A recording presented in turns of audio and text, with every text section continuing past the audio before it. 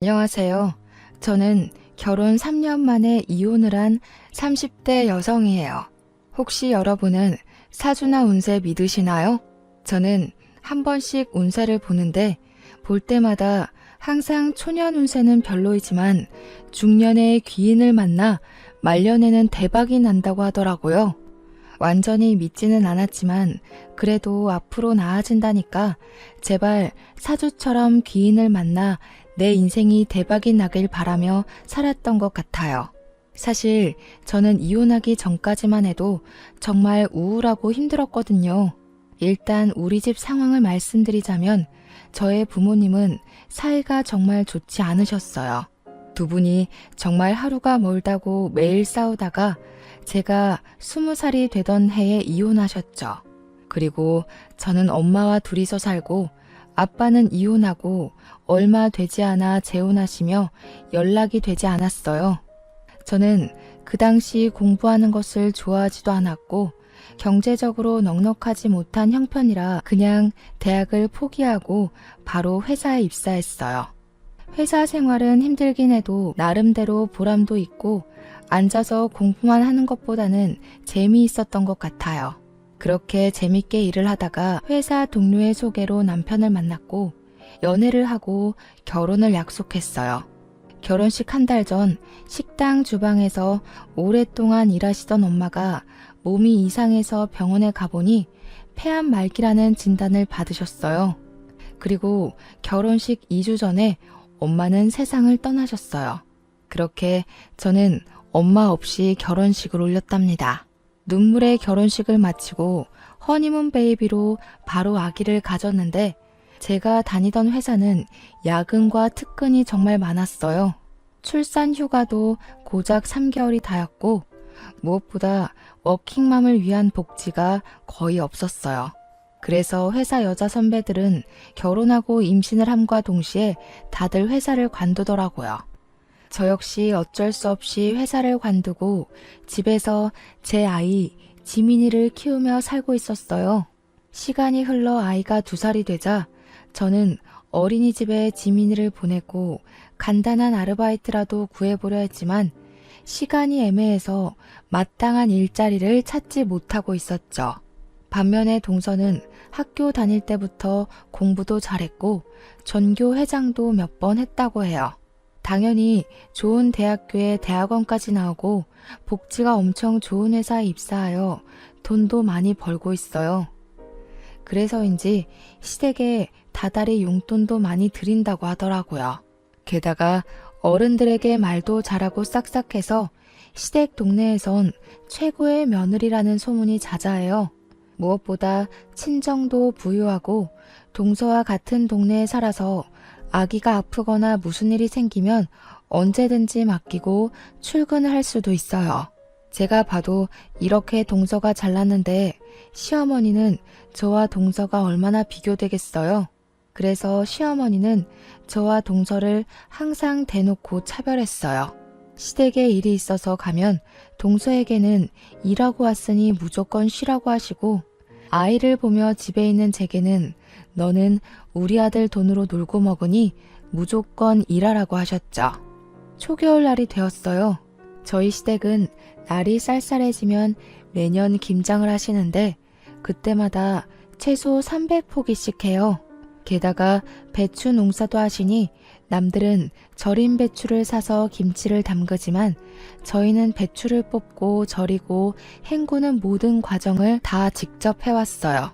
우리 시댁은 김장 전에도 할 일이 정말 많아요. 처음에는 지민이가 너무 어리고 남편과 도련님과 동서는 출근해야 하니 아무도 도와줄 사람이 없어 시부모님 2분이 배추를 뽑고 절이고 헹구셨어요. 그런데 올해부터는 지민이가 어린이집에 가니 낮에 와서 일 좀 하라고 하시는 거예요. 저는 알겠다고 하고 시댁에 갔어요. 그렇게 3일 동안 시댁에서 하루는 배추를 뽑고 하루는 소금물에 절이고 하루는 전날에 절인 배추를 헹궜어요. 그리고 양념을 버무려야 하는 날이 되었죠. 저는 이미 3일 동안 안 하던 일을 했더니 온몸이 다 쑤시더라고요. 정말 땅에서 제 몸을 잡아당기는 느낌이라 도무지 일어나지 못하겠는 거예요. 남편도 처음에는 어서 가자고 하다가 제 상태를 보고는 그냥 혼자 가겠으니 집에서 쉬라고 하더라고요. 집에서 아이를 데리고 쉬고 있는데 시어머니한테 전화가 왔어요. 너는 그깟 배추 뽑고 절이고 헹구는 게 뭐가 그리 힘들다고 젊은 애가 몸살이 났어? 약 먹고 빨리 와. 지금 할 일이 태산인데 빨리 와서 일해. 제가 아프다고 말을 해도 오늘까지만 하면 된다며 참고 오라고 성하셨어요.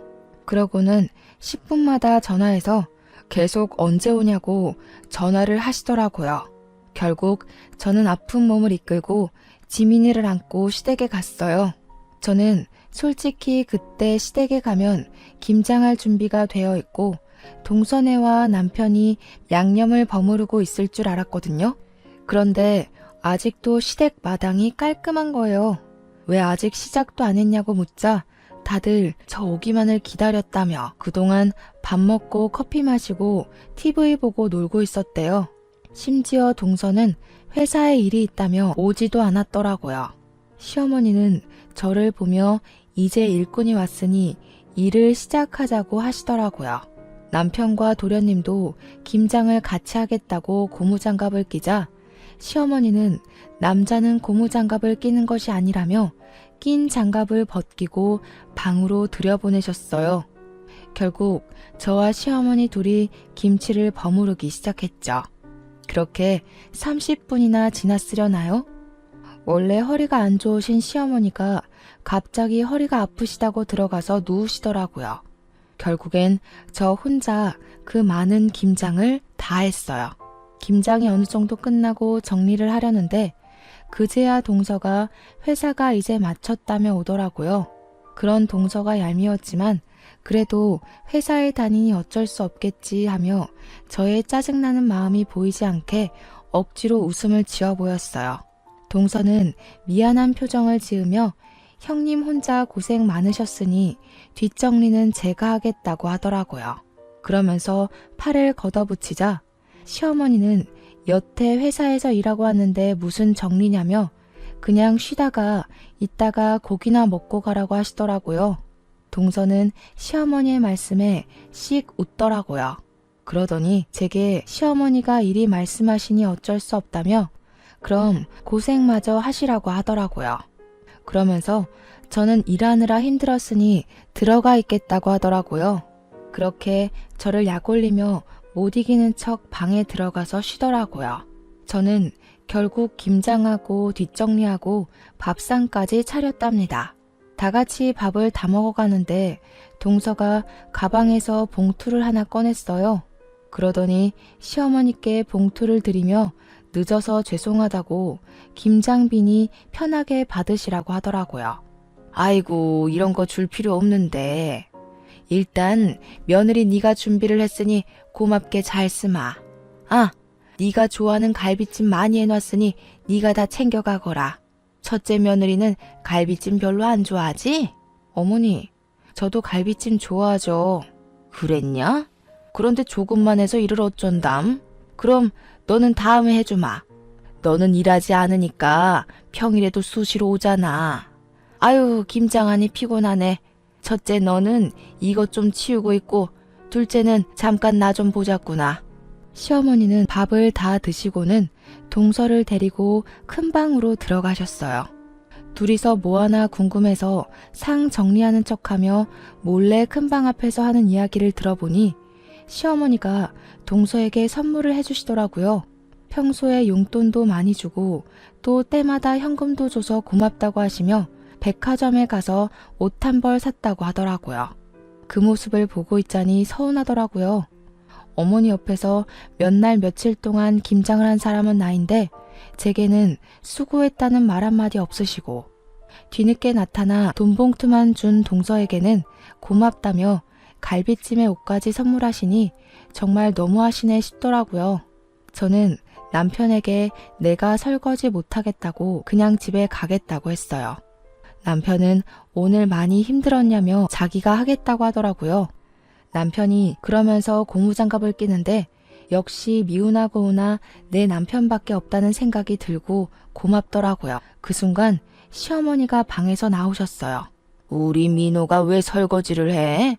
남자는 고무장갑을 끼면 절대 안 된다고 하지 않았니? 하지마. 너는 이깟 설거지 얼마나 된다고 그걸 꼭 굳이 네 남편에게 시켜야겠냐?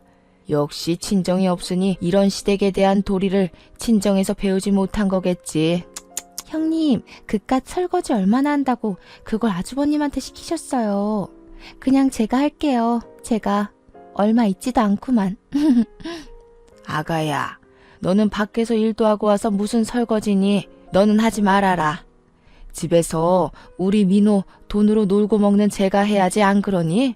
어머니, 동서는 오늘 아무것도 안 하고 밥만 먹었는데 설거지 하나 시키지 않는 게 말이 돼요? 왜 저만 이래요? 저는 너무 화가 나서 더 따져 묻고 싶었지만 그 순간 지민이가 나와 엄마랑 할머니랑 싸우냐고 묻더라고요. 아무리 그래도 지민이 앞에서 어른에게 큰 소리 내는 모습을 보이는 것은 아닌 것 같아 더는 이야기하지 않고 혼자 설거지했네요. 설거지까지 마무리 짓고 집에 와서 남편에게 솔직히 시어머니 동서와 나를 너무 차별하시는 거 아니냐고 했어요.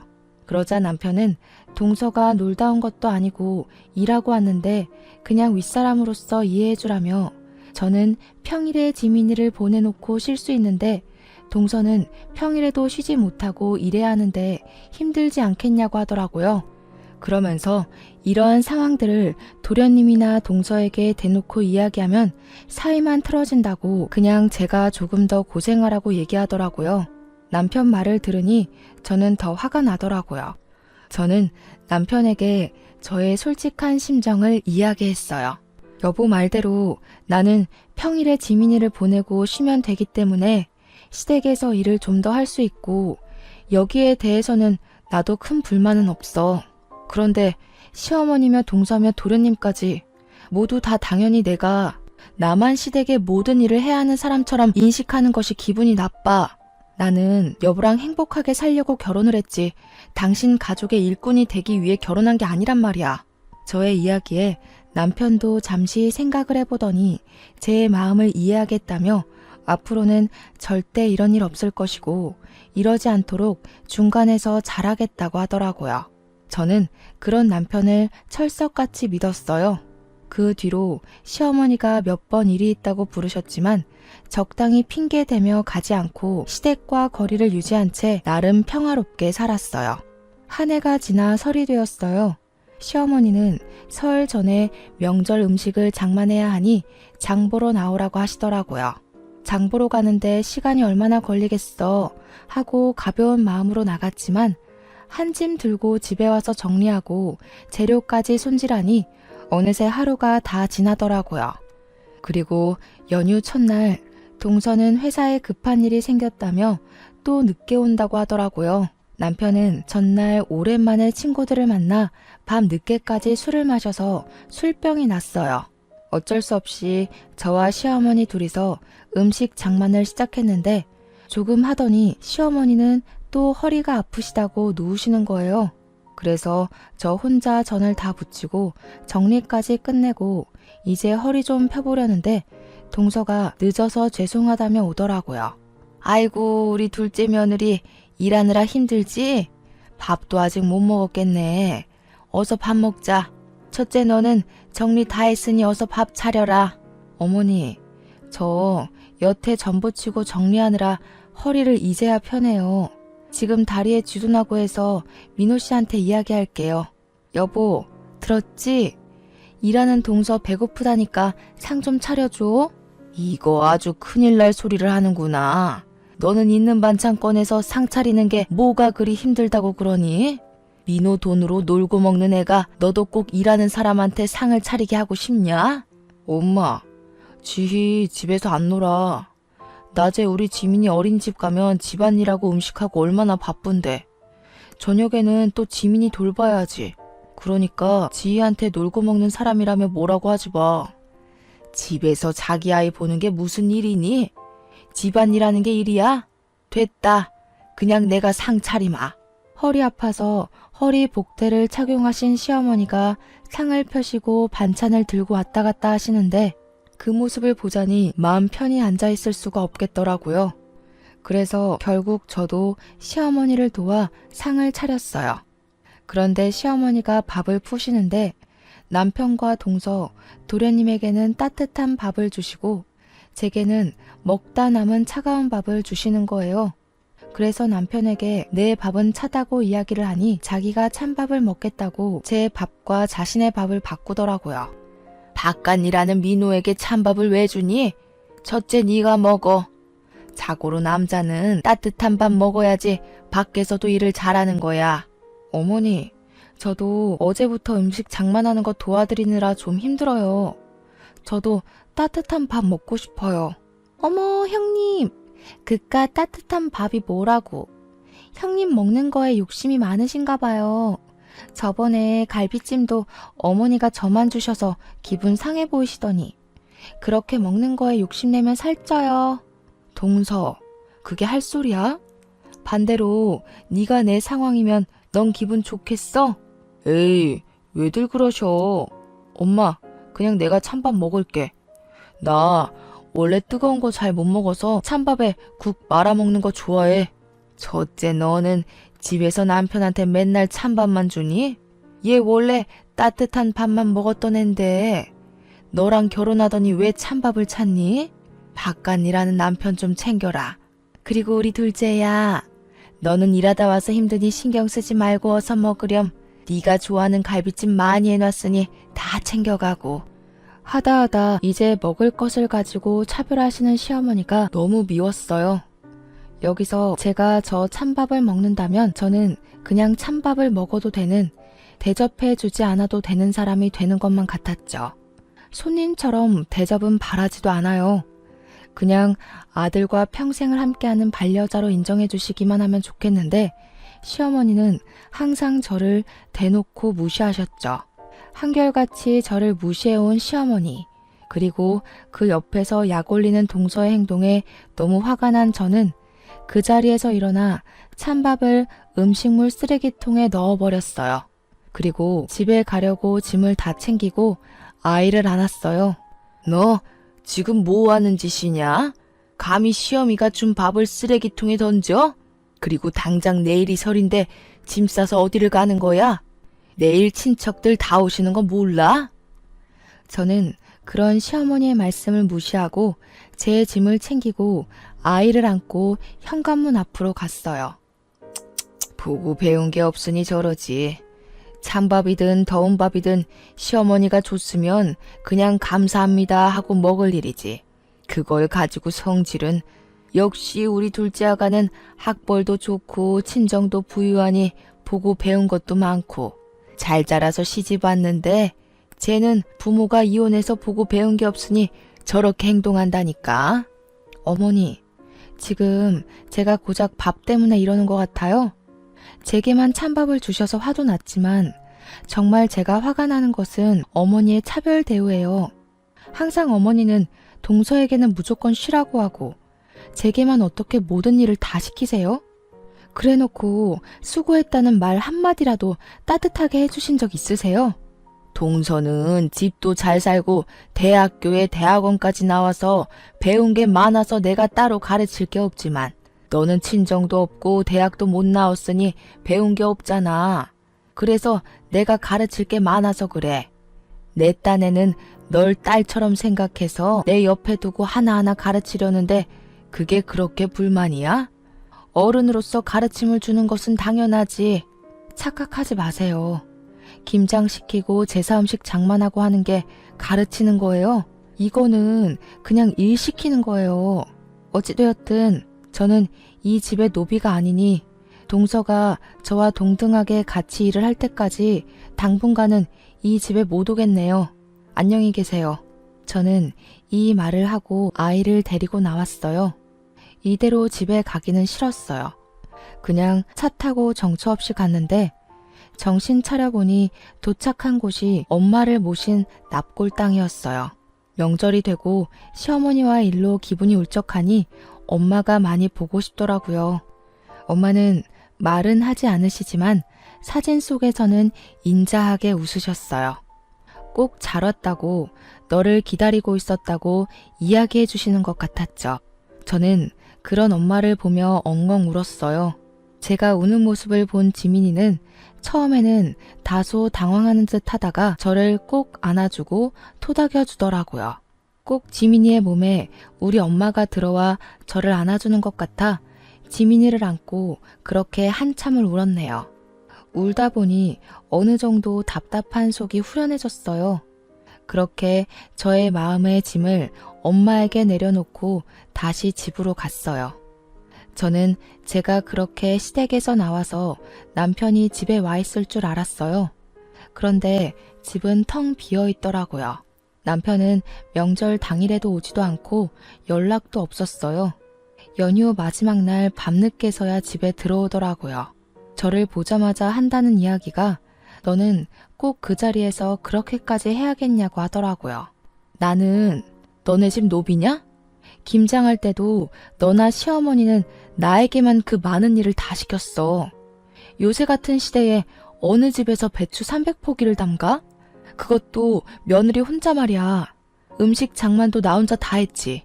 그리고 내가 그렇게 하는 동안 너고 네 동생이고 날 도와준 적 있어? 그저 어머니가 뭐라고 하셨으니까 어쩔 수 없다며 뒤로 빠지긴 하고. 나 이제 더는 못 참아. 이제 시댁에 안 가. 쉬지도 않고 따발총처럼 이야기하는 저의 모습을 본 남편은 고개를 저으며 방문을 쾅 닫고 들어갔어요. 저는 정말 다시는 시댁에 가지 않을 것이라 다짐했죠. 그런데 얼마 뒤 시어머니의 허리가 많이 안 좋아지셔서 허리 수술을 해야 하는 상황이 되었어요. 아무리 미운 시어머니지만 그래도 같이 사는 남편의 엄마라서 걱정이 되더라고요. 그래서 다시는 시댁에 가지 않을 것이라는 다짐은 일단 뒤로 한 채 병문안을 갔어요. 다행히 수술은 잘 되긴 했지만 당분간은 절대 안정을 취해야 하니 단순히 걷는 것 이외에는 아무것도 해서는 안 되는 상황이었어요. 그래서 저는 아침에 지민이를 어린이집에 보내놓고 식사 준비며 시댁의 모든 집안일을 도와드리기로 했어요. 시어머니가 밉긴 했지만 그래도 가족이기도 하고 동서나 남편은 회사에 가야 하니 저밖에 할 사람이 없으니까요.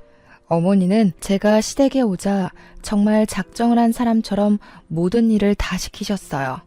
때에 맞춰 식사 준비, 화장실 청소, 집안 대청소는 당연하고 설치하고 한 번도 닦지 않은 것처럼 기름때가 찐득찐득한 가스레인지 후드 청소, 냉장고 정리, 부엌 서랍 정리 등 모든 일을 다 시키셨어요. 시키시고 그냥 가만히 계시면 좋을 텐데 꼭 시키시고는 옆에 쫓아다니시며 이거는 이랬네 저랬네 하시며 잔소리를 하셨어요. 그뿐만이 아니라 시키신 일 중에 뭐 하나라도 제대로 되지 않으면 너는 이깟 집안일 하나 제대로 못하냐며 엄청나게 구박하셨어요. 그러면서 말끝마다 역시 친정이 못 사니 대학도 못 가고 배운 게 없어서 저런다며 저러니 애가 시간이 있어도 알바를 구하지 못한다며 또 뭐라고 하시더라고요. 이렇게 잔소리와 구박을 들으며 첫째 날이 흘렀어요.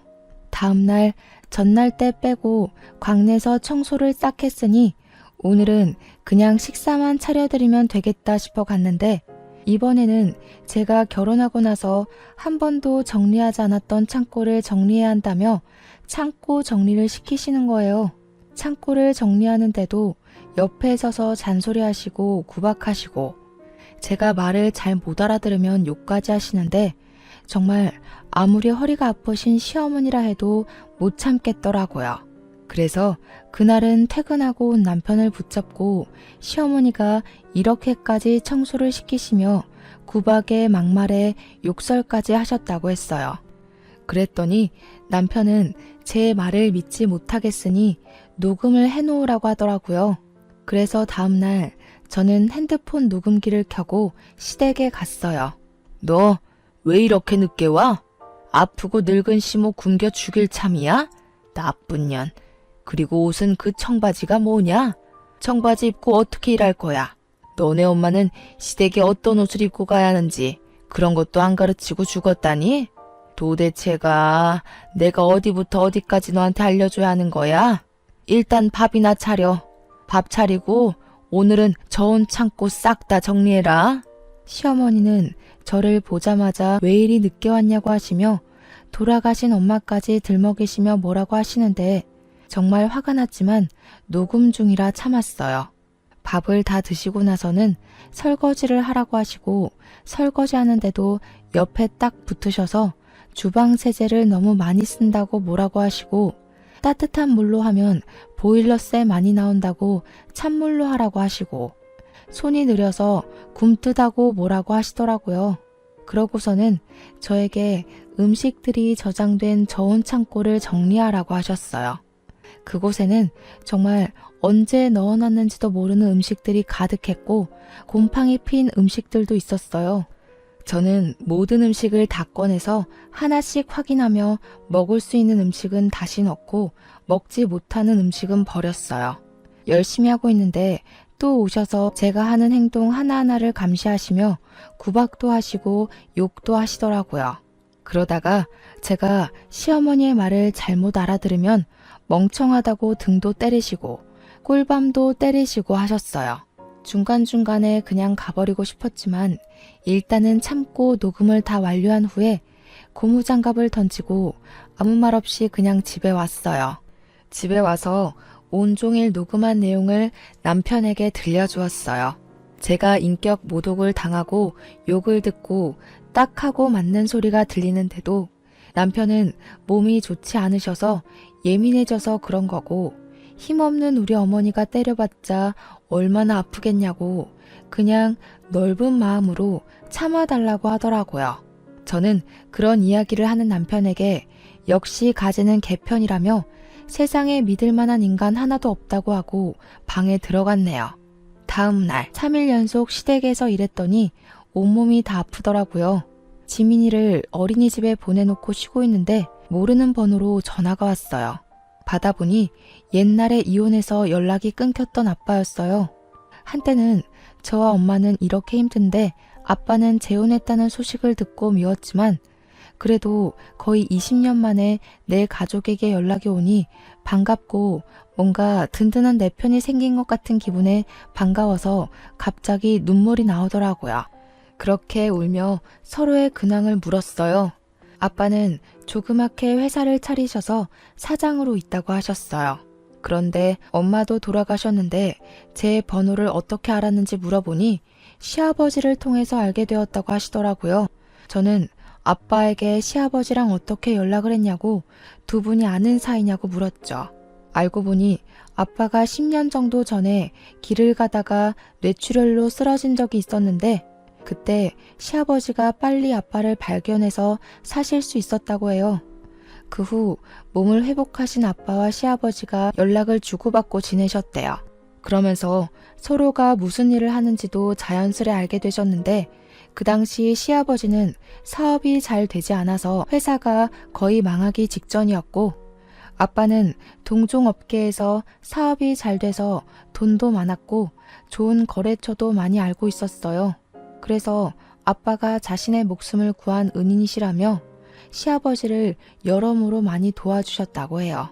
그때 인연이 지금까지 연결되어 지금은 호영호재하면서 지내는 사이라고 하더라고요.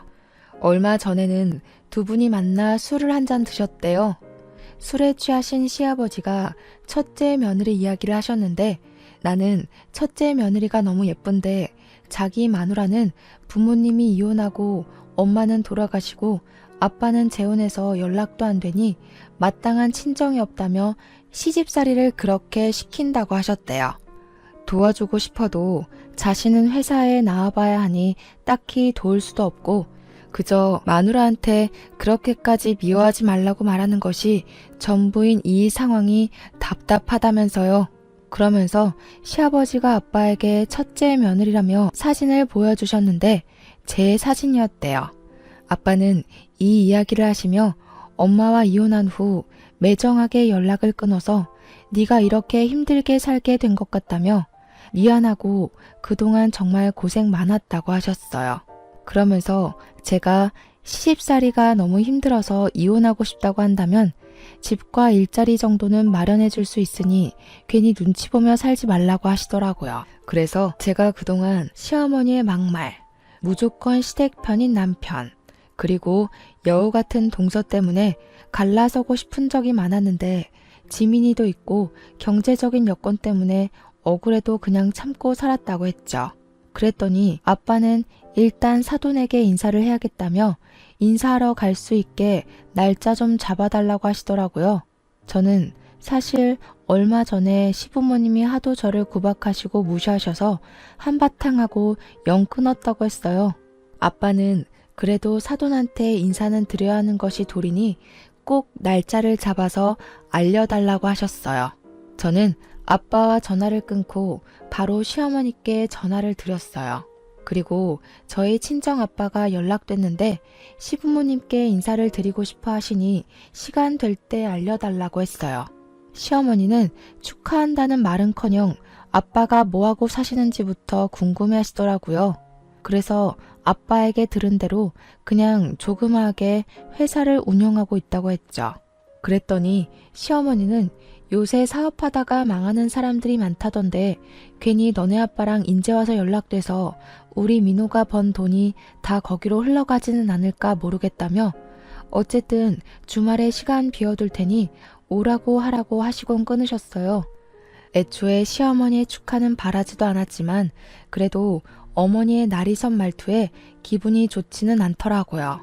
그리고 약속한 날 저는 거의 20년 만에 아빠를 만났어요. 제 기억 속의 아빠는 주름살이 하나 없고 머리숱도 많았는데 그날 본 아빠는 주름살도 자글자글하고 머리카락도 거의 없으셨어요. 저는 변해버린 아빠의 모습이 반갑기도 하고 그런 아빠의 손을 오랜만에 잡고 함께 시댁으로 향했어요. 시댁에는 동선의 부부도 있었어요. 아빠는 준비하신 과일 바구니를 건네시며 지희의 아빠 되는 사람이라고 하며 허리를 90도로 굽혀 인사하시더라고요. 시어머니는 그런 아빠를 보면서 떨떠름한 표정을 지으셨어요. 내가 허리가 아파서 음식을 하나도 못했고 둘째 며느리는 회사 다니느라 바빠서 주말에는 아무것도 못해요. 그래서 음식장만도 하지 못해서 음료수도 사둔 게 없네요. 그냥 맹물이나 한 잔 드세요. 저는 솔직히 상다리 휘어지게는 아니더라도 명색이 첫인사인데 간단한 다과라도 준비해 주실 줄 알았거든요. 그런데 이렇게 주스 한 잔도 없이 맹물만 주시는 시어머니 모습에 정말 온갖 정이 다 떨어지더라고요. 인제 와서 하는 얘긴데 첫째 며느리가 친정도 없고 본 적도 없이 자라온 애라서 가르치느라 너무 힘들었어요. 우리 둘째 아가는 친정도 부유하고 학벌도 좋아서 가르칠 것이 하나도 없는데 말이죠. 그래도 첫째 며느리를 딸처럼 생각해서 많이 가르쳤네요. 네, 딸처럼 생각해 주셨다니 감사하네요. 말씀대로 그동안 제 딸이 잘못 배웠으니 이제라도 제가 하나씩 가르치려고 합니다. 일단 돈 관리하는 것부터 가르쳐야 할 것 같아서 딸에게 건물 하나 주려고요. 건물이요? 얼마짜린데요? 거기 시세가 한 25억은 되거든요. 그 건물에 상가가 다 들어서 있고 안정적으로 장사를 하고 있으니 월세를 꼬박 받으면 한 달에 400만 원은 벌 수 있을 것 같더라고요. 회사도 안 다니는데 집에서 놀고 먹으면서요. 뭐요? 400만 원? 시어머니도 놀랐지만 저도 깜짝 놀랐어요. 순식간에 저는 조물주보다 높다는 건물주가 되어 매달 한 달 월급만큼의 돈을 받게 된다는데 이게 쉽게 믿어질 리가 없잖아요. 아빠는 그런 저의 손을 잡고 씩 웃으셨어요. 시어머니는 도대체 뭐를 하시길래 그런 건물이 있냐면서 명함이라도 있으면 달라고 하셨어요.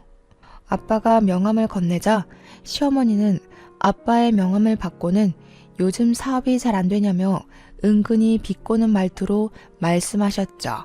옆에 있던 동서도 형님 아버지신데 어느 회사 대표님이신지 궁금하다며 본인에게도 명함을 달라고 했어요. 그런데 동서가 건네받은 아빠의 명함을 보고 깜짝 놀라하는 거예요. 어머니, 여기는 시아버지 회사보다 규모가 더 큰 회사네요? 꽤 큰 회사인데 여기 대표님이시라고요? 저희 팀장님이 여기 회사 대표님의 조카라고 하시던데. 아, 지은이가 여기 둘째 며느님의 직장 상사인지는 몰랐네요.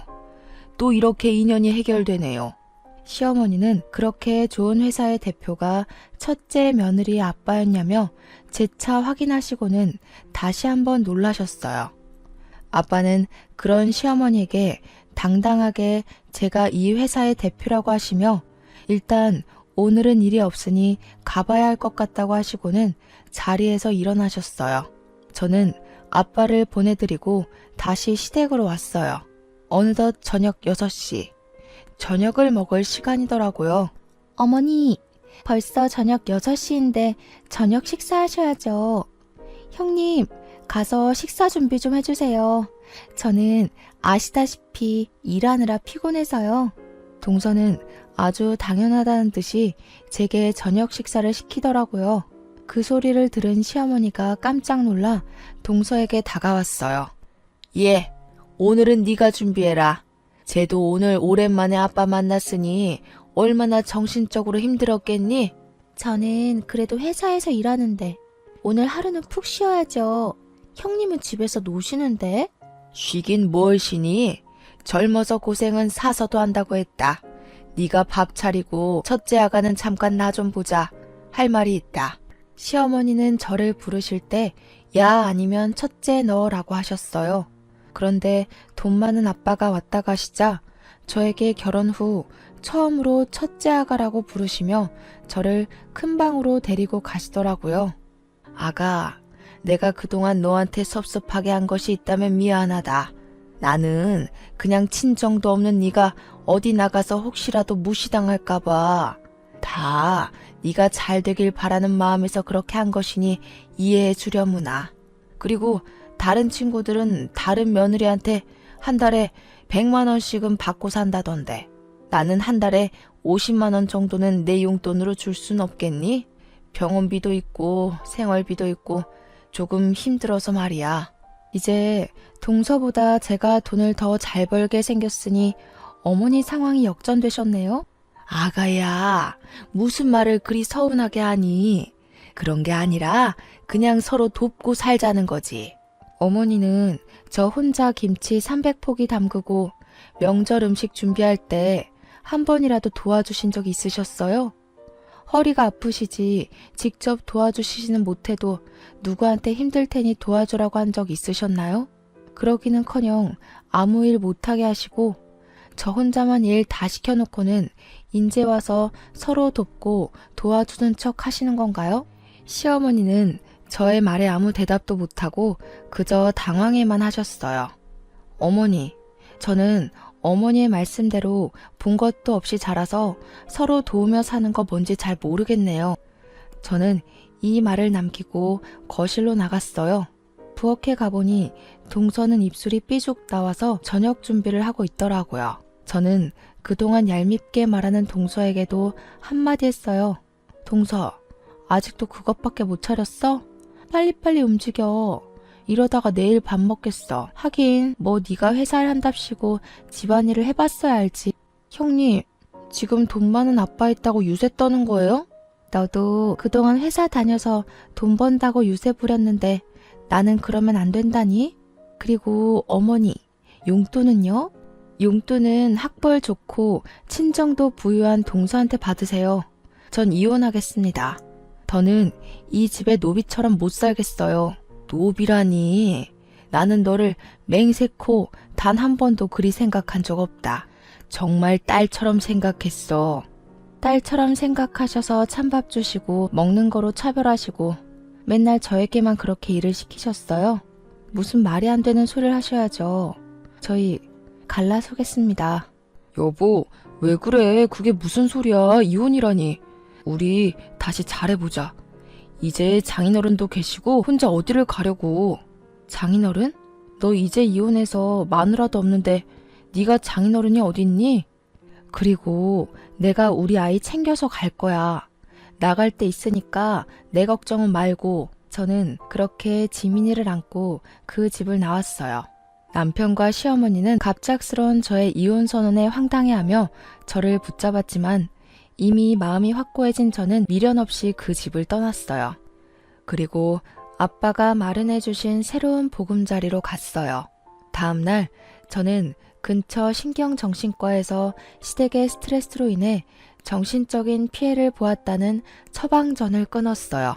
그리고 이혼 서류를 작성해서 처방전과 함께 시댁에 퀵으로 보냈죠. 잠시 후 시어머니한테 전화가 오더라고요. 무슨 이혼 서류야? 정말 이혼할 거야? 네, 어머니.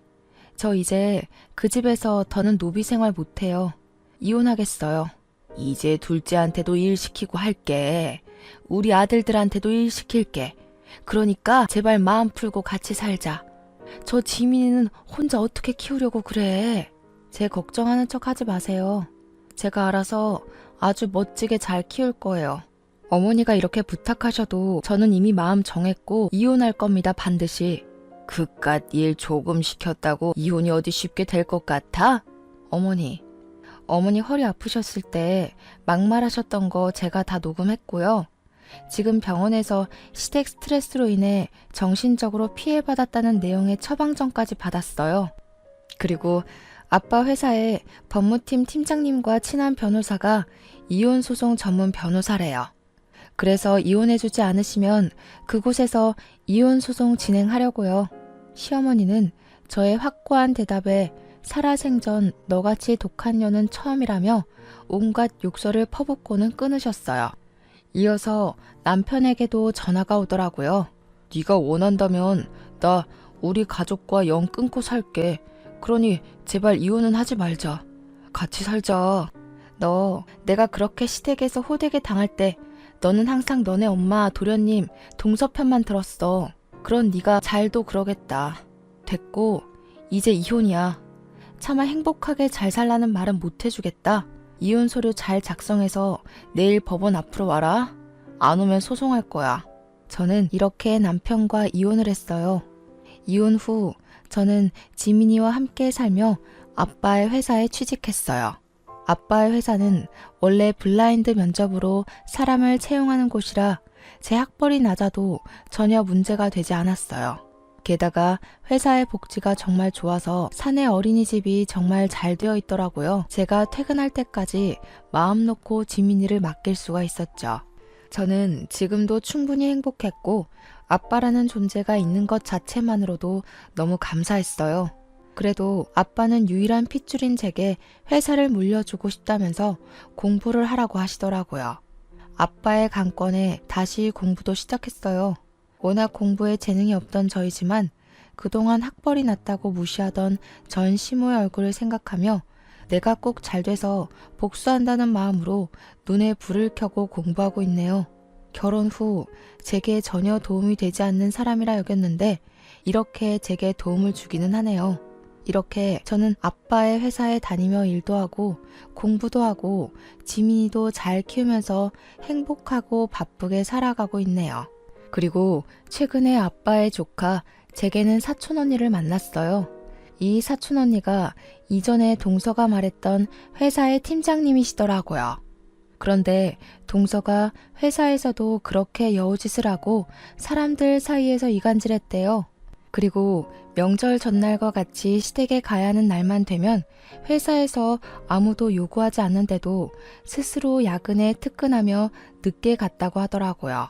안 그래도 사촌 언니가 얄밉다고 생각하며 뭐 하나 건수만 생기면 가만 안 둔다고 벼르고 있었는데 제 소식 다 듣고 엄청나게 갈궜대요. 그래서 지금은 회사에 사표 내고 백수가 되었네요. 그리고 예전에 저처럼 맨날 시댁에 불려가서 일한다고 하더라고요. 그 소식을 들으니 얼마나 통쾌하던지요. 전 남편은 아이에게 아빠를 보여줘야 하니 한 달에 한 번씩은 보고 있어요. 전 남편은 그때마다 다시 합치자고 하지만 솔직히 제가 뭐가 아쉬워서 합쳐요. 월급 잘 나오죠? 아빠 덕에 건물주가 되어서 상가 월세도 적지 않게 나오죠. 게다가 회사의 복지도 좋아서 지민이 걱정 없이 마음 편히 일도 할 수 있는데요. 지금 사는 집도 크지는 않지만 대출도 없고 저와 지민이 둘이서 살기 딱 적당하거든요. 남편이 그런 소리 할 때마다 저는 너희 엄마와 너 동서 생각만 해도 치가 떨리니까 헛소리 짓거리지 말라고 한마디 하네요. 제가 사주를 볼 때마다 중년의 귀인을 만나 말년에는 대박이 난다던데 제 인생의 귀인이 바로 아빠였나 봐요. 아빠를 만난 뒤로 모든 고민 걱정거리가 다 해결되고 요새는 지민이와 함께 즐겁고 바쁘게 살고 있네요. 정말 이게 꿈인가 싶을 정도로요. 지나온 날들을 돌이켜보면 결혼 전에도 결혼 후에도 정말 많이 힘들었던 것 같아요. 그래도 귀인을 만나 이제는 행복에 이르렀으니 이 행복이 쉽게 꺼지지 않고 평생 유지될 수 있도록 노력하며 살아야겠다는 생각이 드네요. 그래서 먼 훗날 하늘나라에서 가서 보고 싶은 우리 엄마를 보면 나 이렇게나 잘 살아왔다고 자랑할 수 있는 당찬 딸이 되고 싶네요. 저의 긴 사연 들어주셔서 감사합니다. 모두 행복하세요.